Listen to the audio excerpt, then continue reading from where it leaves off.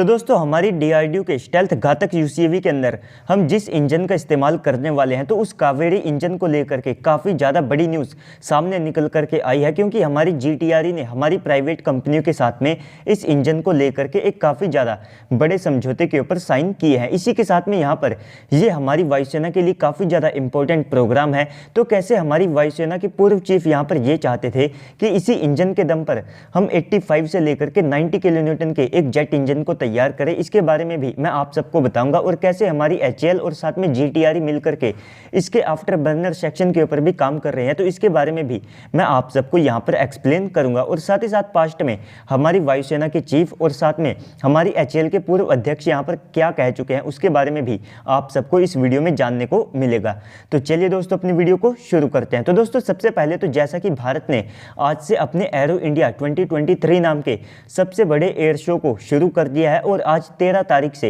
ये लगभग 17 फेब के आसपास तक चलने वाला है। तो यहाँ पर आप सबको इस एयर शो के दौरान काफ़ी ज़्यादा बड़ी डेवलपमेंट्स देखने को मिलेगी, तो उन सबको भी मैं यहाँ पर कवर करूँगा। लेकिन उससे पहले आज जो डेवलपमेंट हुई है तो वहाँ पर हमारी जीटीआरई ने गोदरेज एरोस्पेस के साथ में मिलकर के एक समझौता किया है और हमारी गोदरेज एरोस्पेस ने एक टेंडर को यहाँ पर जीता है, जिसके चलते ये हमारे जीटीआरई के ड्राई कावेरी इंजन के लिए 8 की संख्या में जो मॉड्यूल्स हैं उनको बना करके तैयार करेंगे। तो अगर आप ड्राई कावेरी इंजन की बात करते हैं तो 2024 तक भारत 6 की संख्या में ऐसे जो इंजन्स हैं इनको बनाना चाहता है और 2024 से लेकर के 2026 के आसपास हमारी गोदरेज एरोस्पेस इस इंजन के लिए 8 मॉड्यूल्स को यहाँ पर डिलीवर करने वाली है। तो आप सब कह सकते हैं कि अब हमारे ड्राई कावेरी इंजन प्रोग्राम में हमारी एक बड़ी प्राइवेट कंपनी का भी इन्वॉल्वमेंट हो चुका है। तो हमारी गोदरेज एरोस्पेस के साथ में ये जो समझौता हुआ है तो ये केवल एक शुरुआत है। इसके बाद में हमारी जीटीआरई हमारे कावेरी इंजन के लिए और ज़्यादा प्राइवेट कंपनियों के साथ में मिलकर के बातचीत कर रही है, ताकि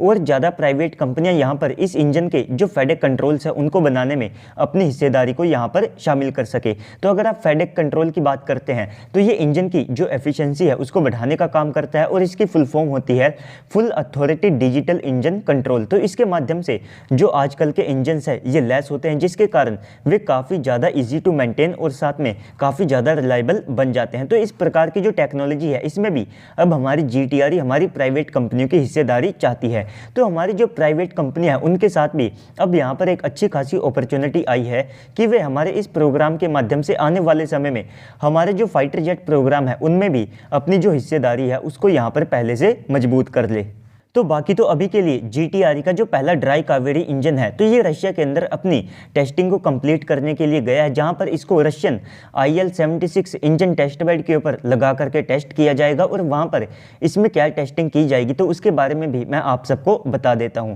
तो जैसे ही इसका इंटीग्रेशन IL-76 विमान के ऊपर किया जाएगा तो इसको 40,000 फीट के एल्टीट्यूड के ऊपर टेस्ट किया जाएगा कि इतने एल्टीट्यूड के ऊपर इसकी जो परफॉर्मेंस है वो कैसी रहती है। साथ ही साथ वहां पर जो स्पीड लिमिट है वो 1000 किलोमीटर पर आवर के आसपास यहाँ पर हो सकती है। तो यही जो सेम परफॉर्मेंस है ये आप सबको डीआरडीओ के घातक यूसीवी के अंदर भी देखने को मिल सकती है। बाकी वहाँ पर अगर इसको और ज़्यादा इन्हेंस किया जाएगा तो उसके बारे में अभी के लिए कुछ नहीं कहा जा सकता। बाकी यहाँ पर अगर मैं आप सबको अब बताऊं कि हमारी वायुसेना के जो प्रमुख है यानी कि RKS भदौरिया सर तो ये चाहते थे कि भले ही हम भविष्य में एमका फाइटर जेट के लिए 110 किलो न्यूटन के जेट इंजन को तैयार करने वाले हैं और उस इंजन को हम विदेशी जॉइंट वेंचर के माध्यम से बनाएंगे, लेकिन इस सब के बावजूद भी हमको खुद का जो कावेरी इंजन है वो यहाँ पर तैयार करना चाहिए, क्योंकि पहले से हमारे कावेरी इंजन का जो कोर है वो स्टेबल हो चुका है और इसके दम पर अब इसकी जो ड्राई थ्रस्ट है उसे भारत लगभग 42 किलो न्यूटन के आसपास कर सकता है और आफ्टर बर्नर सेक्शन के साथ में इसकी जो थ्रस्ट है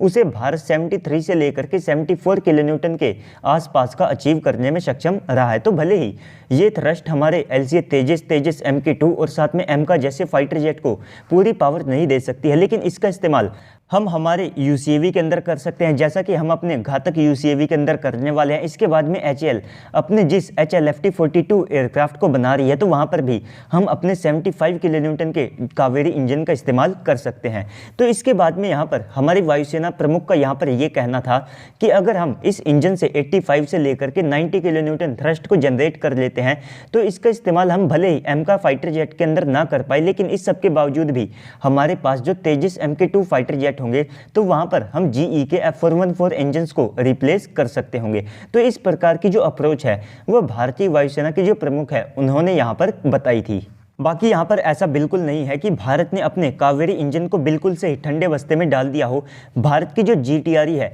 वे पहले से इसके आफ्टर बर्नर सेक्शन के ऊपर काम कर रहे हैं, जहाँ पर इसकी जो कोर टेक्नोलॉजी है उसे मास्टर करने की कोशिश की जा रही है। साथ ही साथ यहाँ पर इसका जो कोर है वो और ज़्यादा स्टेबल किया जा सके, तो इसको लेकर के जो प्रयास हैं वे लगातार जारी है। बाकी यहाँ पर हमारी कोशिश ये थी कि हम पहले फ्रांस की जो साफरान कंपनी है उनके साथ में मिल करके इसके कोर को तैयार करें, जिसके बाद में ये एक स्टेबल इंजन बन जाएगा जिसका इस्तेमाल हम अपने तेजस MK1 फाइटर जेट के अंदर कर सकते होंगे। तो बाकी तो अगर आप एक फाइटर जेट इंजन की बात करते हैं तो एक एयरक्राफ्ट के अंदर एक जेट इंजन को 2 से लेकर के 2.5 बार बदलने की आवश्यकता पड़ती है। तो इस कारण से भारत के इंजन्स की जो नीड्स है ये और ज़्यादा बड़ी हो जाती है। तो अगर आप RKS भदौरिया सर की अप्रोच की बात करते हैं तो इनकी अप्रोच ऐसी रहा करती थी कि ज़्यादा से ज़्यादा अपने जो खुद के प्लेटफॉर्म है इनको पूरा यहाँ पर सपोर्ट दिया जाए, जिससे कि आने वाले समय में बाकी देशों के ऊपर हमारी जो निर्भरता है वो ऑलमोस्ट यहाँ पर खत्म हो जाए। तो इसी कारण से इन्होंने अपने समय में हमारे M का फाइटर जेट तेजस MK2 को पूरा समर्थन दिया। साथ ही साथ इन्होंने GTRE की कावेरी इंजन को कहीं ना कहीं रिवाइव करने में भी एक अहम भूमिका यहाँ पर निभाई। और इसके बाद में यहाँ पर आज की तारीख में भारत जिस ड्राई कावेरी इंजन की बात कर रहा है तो उसकी जो थ्रस्ट है वो आप सबको 47 से लेकर के 52 किलोन्यूटन के आसपास की देखने को मिलेगी। और इसी थ्रस्ट के दम पर हम अपने जेट इंजन को यहाँ पर और ज़्यादा इन्हांस करके अपनी सेनाओं की जो रिक्वायरमेंट है उसको पूरा कर सकते हैं। तो इसके बाद अब आप सब कह सकते हैं कि हमारा जो कावेरी इंजन है तो उसका अब भी हमारे स्वदेशी प्लेटफॉर्म के लिए जो स्कोप है वो काफ़ी ज़्यादा है, क्योंकि HAL अपने HLFT-42 एयरक्राफ्ट को बनाने वाली है जिसके अंदर हम GE के F404 इंजन का इस्तेमाल करने वाले हैं। तो इसी सेम क्लास में हम अपने GTRE कावेरी इंजन को भी तैयार कर सकते हैं। बाकी यहाँ पर हमारा जो HLFT-42 एयरक्राफ्ट होगा तो इसका इस्तेमाल काफ़ी ज़्यादा बड़े स्केल के ऊपर किया जा सकता है, क्योंकि ये एक पूरा ही फाइटर जेट होगा जहां पर हम एक हाई थ्रस्ट जेट इंजन का इस्तेमाल करने वाले हैं। इसी के साथ में यहां पर हमारे जो UCAV होंगे वहां पर भी हमारे इंजन का इस्तेमाल किया जाएगा। बाकी DRDO के 6 स्पिन ऑफ प्रोग्राम के माध्यम से हम कावेरी इंजन से ही